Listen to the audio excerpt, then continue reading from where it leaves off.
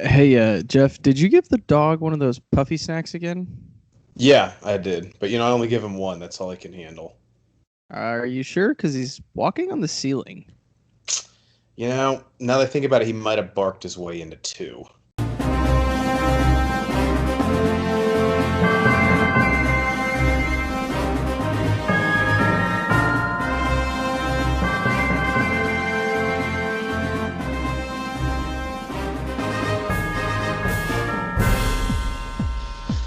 Hey guys, welcome in to the Bro Force Squad podcast. This is our review of Agents of S.H.I.E.L.D. Season 6, Episode 8, entitled Collision Course, Part 1, and we're just a bunch of bros drinking beer and watching movies and TV. Thank you guys so much for checking us out. I am your host, Jeff Hornacek, joined as always by the mad scientist Brian Banner to review this episode as we do all of our television episodes on the 4 Bro Force Squad TV criteria, and that is the acting, the story, our favorite scene, and any theories or questions going forward. So, Brian, as the lead of the show, or the cold open mentioned, the psychedelic colored puffy snacks made a return. Aside from that, because I'm sure we were both huge fans, what did you think of the rest of the acting and cast in Season 6, Episode 8, Agents of S.H.I.E.L.D.? So this was kind of a weird episode because this is when everything's starting to come together, and we're hitting a culmination here pretty soon. And the closer we get to that culmination, the more I find myself wanting Clark Gregg to just be Phil Coulson. He's really not that good as Sarge. Like I am not buying it. Maybe he's trying too hard, but he's getting harder and harder and harder to watch. Like when specifically when he's like, "This is about revenge. She took away my family." Like Yeah, that dude, was so I wrote that bad. too. He So really bad. struggled, especially early in the episode. Yeah. Like when he was negotiating for his crew with Mac, I was like, is he supposed to be playing him like this? I don't know. It was supposed to be menacing, and it was It didn't bad, dude. work. It was really bad. On a side note, though, I shit all over Yo-Yo last week. She didn't. I didn't hate her this week. No, I actually wrote that her and Mac, I thought, were very, very strong in this episode. Yeah, Mac, dude, he's had a good season. Like, Henry I Simmons, who plays him, has been really, really good as the leader of S.H.I.E.L.D.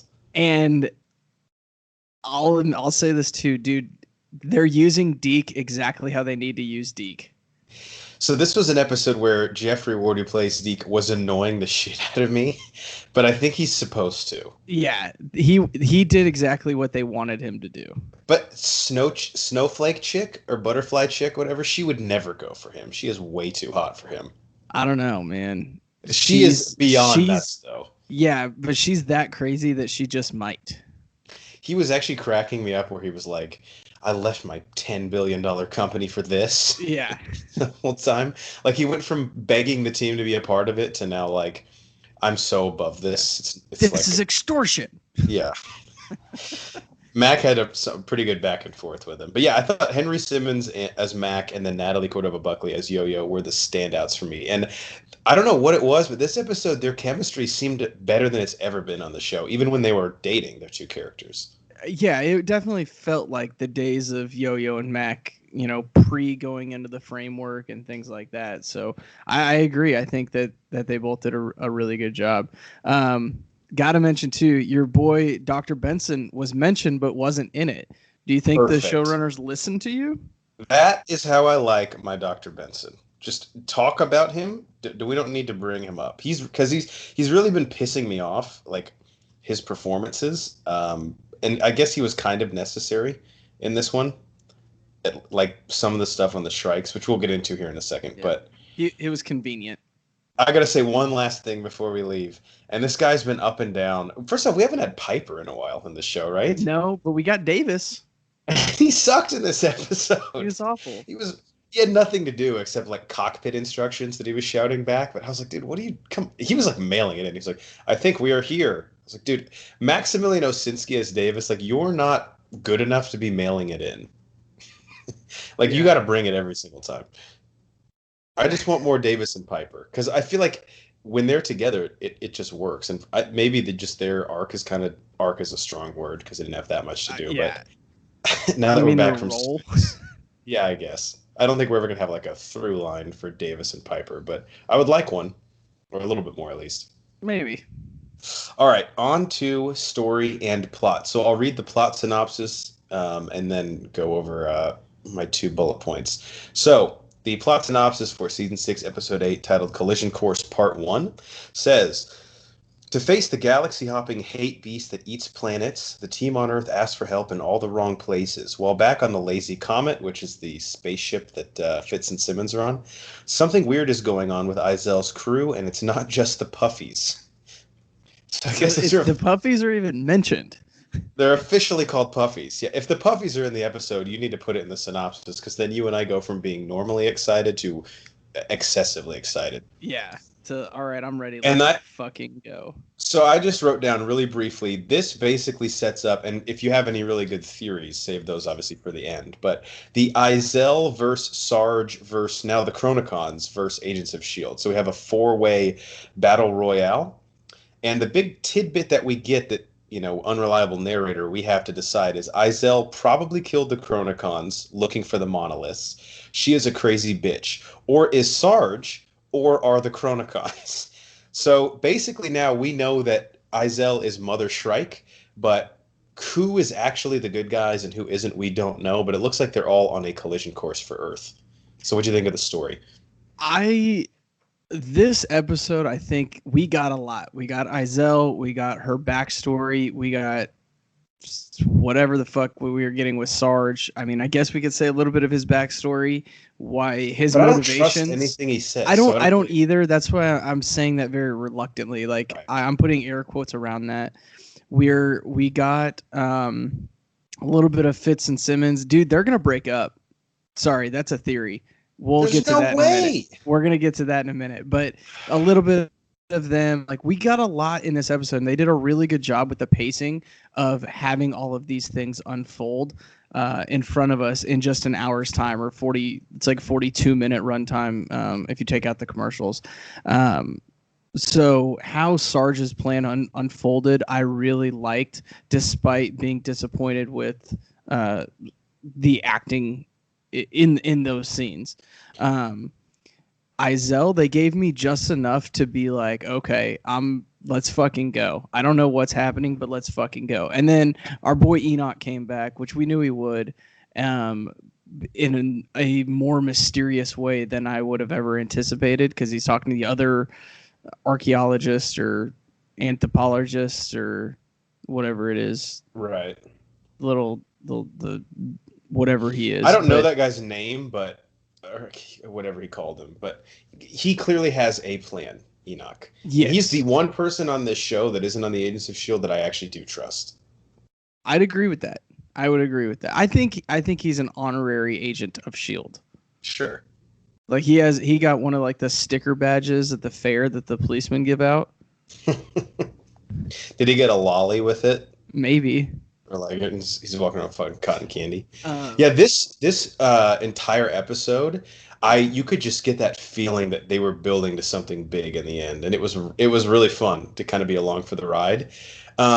Sarge's team, dude, I don't know what the fuck is going on with them, because every single one of those motherfuckers I don't trust as far as I can throw them, and it's such a reluctant partnership that they have with the Agents of S.H.I.E.L.D. because neither of them want to let the other one out of their sight for a goddamn second.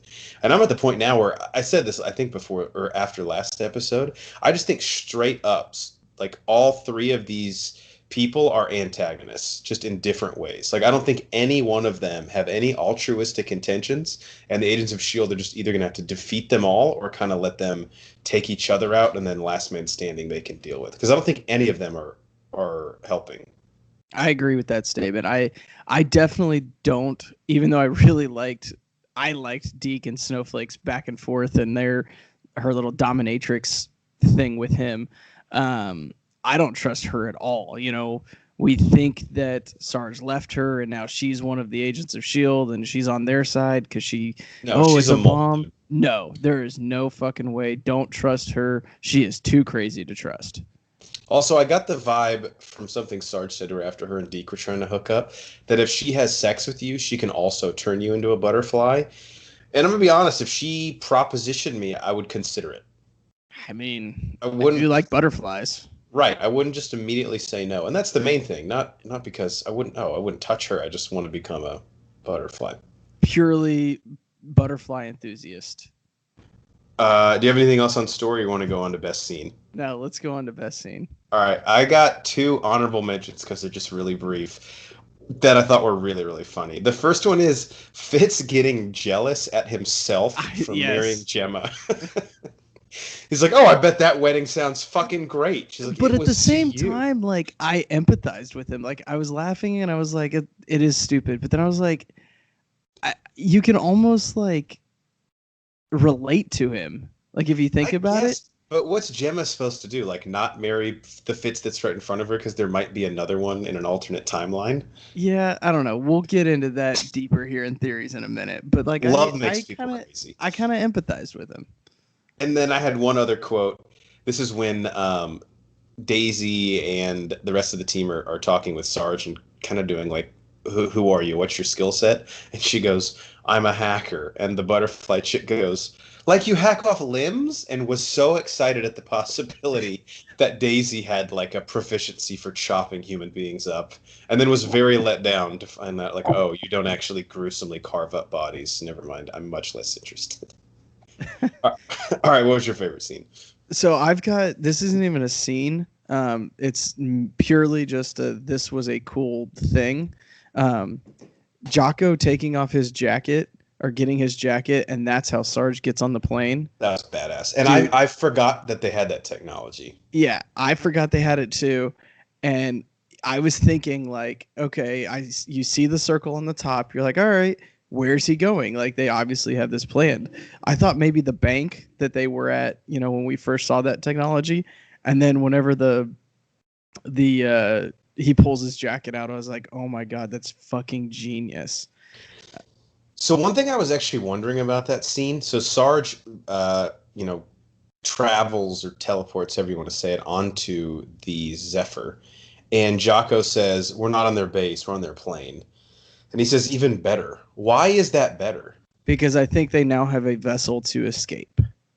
Okay, I thought, that's how I took it. But they're like right near the blast radius. Yeah, I think they can fly away now, though. I mean, he said it would cover 200 miles. I'm assuming that's not just on the ground. Yeah, I don't know. Like, that's a nuclear bomb. Allegedly. So I don't know. Maybe I missed something there. We don't know their full plan yet. Yeah. Because of the cliffhanger ending. My favorite scene, though, and again, this is kind of brief, but when all the demon bat people get together and they like spike through each other and build the, great pyramid of demon bat things. Right. I thought the CGI was really good at that, and the score went into it, and they did a really good job of showing us the real gravity of the situation and really showing us like, look, this is what everybody's up against. Which is a big win for you, because that, when they revealed and I know you thought the CGI was good, but the scene where someone got Demon Bat to crystallizationized, not to be too technical, last episode was your least favorite scene on the Yeah, and I stand by that statement, but they righted the ship here. Like I said, I don't know if it was the score that really did it for me, but I felt the gravity of the situation. They did a good job of, okay, look, here is the problem. And they showed me, they didn't tell me, they built up to this. So one question I had, and I guess I could save this for the last one, but it's really not like that significant. Those people who showed up to that empty field and then had like the crystals rip out of their bodies, were they already possessed by a Shrike, or was there something like why did they end up all meeting there? They had like a cult meeting? Yeah, I think they already were Demon Bat called, like echolocation to that spot. Like those two guys last episode that like met up. Like one was selling his iPod on Craigslist, and the other was like, all right, I'll meet you at this coffee shop. Exactly. Except possessed by a Shrike. Yes. Okay, perfect. And then my favorite scene, actually, even though I thought Gregg struggled a little bit in this episode, this scene was pretty strong. And that's where Sarge and Daisy are in the front seat of the truck. Yeah. And he's just kind of like describing like what he's there to do. And neither of them trust the other one at all, like as far as they can throw him. I thought that was a pretty compelling scene. even though the stuff around it didn't work as well for me. Yeah, that was the first time in this season that we've gotten those two characters together. And obviously, it's a completely different dynamic because Phil Coulson is dead and it's Sarge, not Phil Coulson. And you could tell Daisy, I mean, Phil Coulson was a father figure to her, and she sees him as a father figure, but he's like a stepdad now that he just does, Well, she doesn't trust. I was gonna say it's interesting how unaffected Skye/Daisy, whatever, she has a million names. Yeah. Quake, Skye, destroyer Quake, of words. yeah. How Worlds, unaffected? not words. Well, Worlds. she could destroy words too. Maybe. How unaffected Daisy is by the appearance of Sarge versus how affected May is. Because Daisy even says to her at one point, May's like, "I trust him." And she's like, "Yeah, would you trust him if he didn't have Agent Coulson's face?" She's like, "Probably not, to be honest." Okay. So let's go into theories now because this is going to have a good conversation. All right, theories and questions. Get us going. And questions. So just going on that same line, do you think, because obviously we know that Daisy has Kree blood or alien blood in her as well, correct?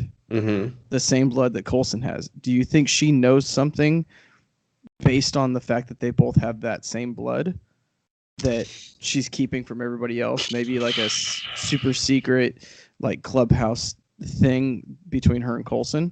She might. And I actually noticed, and you and I have talked about how weird this is that they have not tried to figure this out yet, but she really made the first concerted effort from anyone on the Agents of S.H.I.E.L.D. this season to figure out why the fuck Sarge looks like Coulson and has his DNA.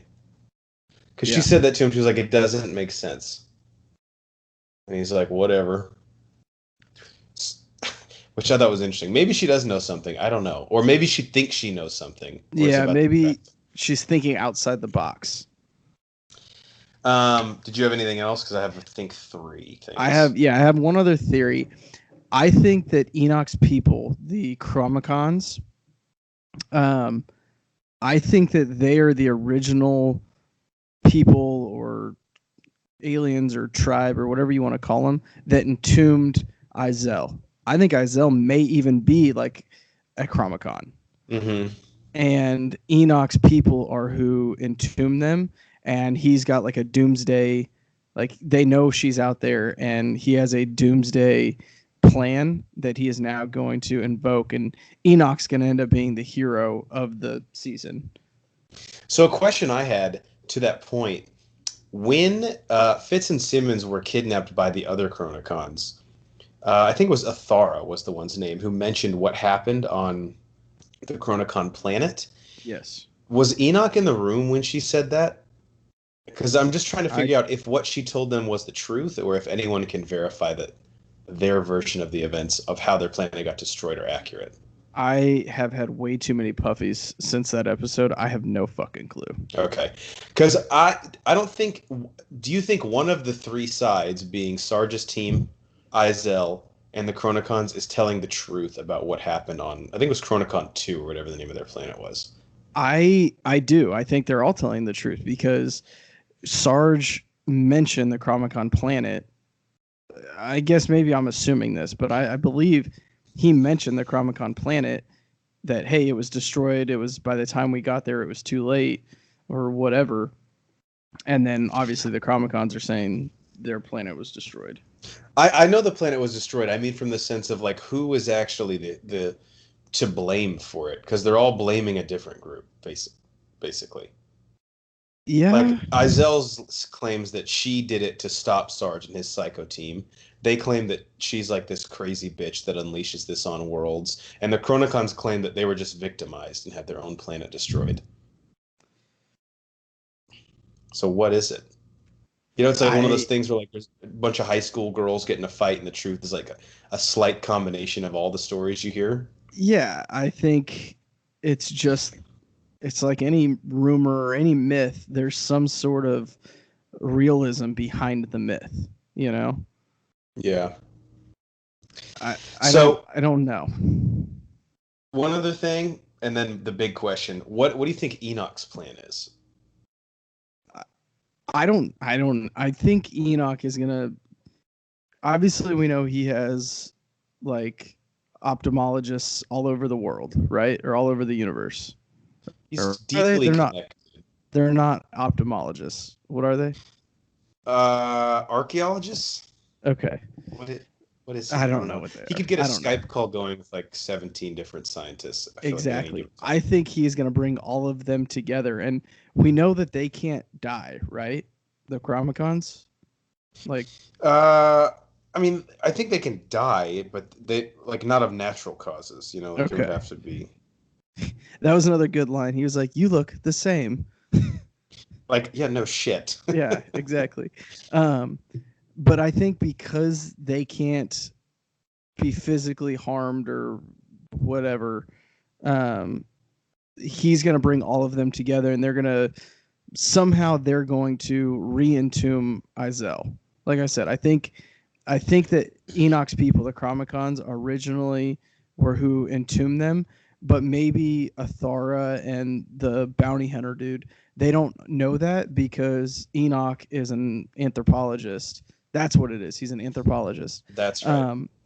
And so he's read the ancient texts, and him and his bros know how to entomb her now. So now he's like, hey, we've got to do this thing that they did in 1947. I'll say this: as far as the three sides go, I think the Chronicons have the best shot of actually helping or being good. Although they apparently scanned a copy of Fitz and Simmons's brains during all that. So, like, do they even really need them anymore? Are they good? I don't know. That part confused me, so I was just gonna pretend it didn't happen. Yeah, that was the last scene, and I was like, again, the Chronicons plan just doesn't make any fucking sense to me. But they're apparently smarter than me because they're all robots. Last thing I want to ask you: who do you trust? Sarge, Chronicons, Izell, none of the above combination. So I definitely don't trust Sarge. He's bottom of the list, probably. I kind of somehow want to trust Izell, even though she killed the puffy guy. I do too. I think she's next lowest. Chromicons, I think you have to separate like Enoch and his dudes, and then Athara and the bounty hunter people that stole Fitz and Simmons' brains. Did Gemma say that the monoliths had been destroyed? Yes, which I don't remember that. I don't either. I think she's lying, but she might be lying. Because if Izell gets there and they're gone, like, she's just going to unleash the Shrikes anyway. Right. So, I trust Enoch and his people, but I don't necessarily trust Athara or the bounty hunter guys, Chromicons. There are so many sides right now because the Chronicons basically have two factions of their own. Yeah, this is almost like there's almost too much going on right now, and there's too many irons in the fire right now. Luckily, the fire is still pretty small, so we're not getting too lost and too confused. I think they've done a good job of that. Yeah, we need some people to start dying. And but sure I think that's something to praise the writers on. Is that dude, for like 3 or 4 episodes, we were like, "What the fuck are we watching?"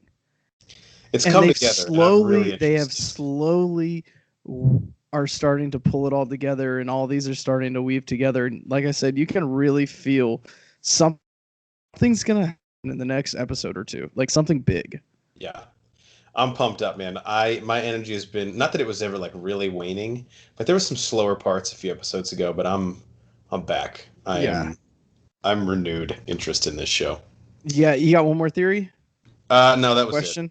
That was it. Okay. I feel like lately I don't have many theories. I just have a lot of questions. Yeah, which is not as. Trend Pimp is who I rely on for my theories because he usually nails it. Yeah, he's got all the good ones. Anything you want to leave the people with?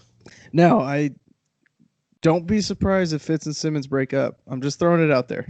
God, that will kill me. I'm just throwing it out there. They can't do that. They finally get to be together and they're gonna break them up. They only do well long distance relationships. They're like a summer camp relationship. Yeah, it's like I'm actually moving to your school district. I'm like, oh, really? I'm pretty sure that's like exactly what happened in Greece. Yeah, there are a lot of theories that the chick is actually dead in Greece. Maybe Gemma's dead. Who knows? All right. For the mad scientist, Brian Banner, I'm the mayor, Jeff Hornacek, and we have been the Bro Force Squad podcast. Thank you guys so much for checking us out. Check out all of our Agents of S.H.I.E.L.D. reviews. We do movie commentaries, reviews of movies, and episodes of our podcast. Follow us on Twitter at Bro Force Squad. Find us on letterboxd.com. Type in Bro Force Squad. That's 3 separate words. Put those same 3 words into iTunes, Spotify, and YouTube, and subscribe to us there and check out all of our content on our website, broforcesquad.com. Till next time, Brian and I are going to pass around the puffies. I'll take the pink one, actually. I think it's strawberry.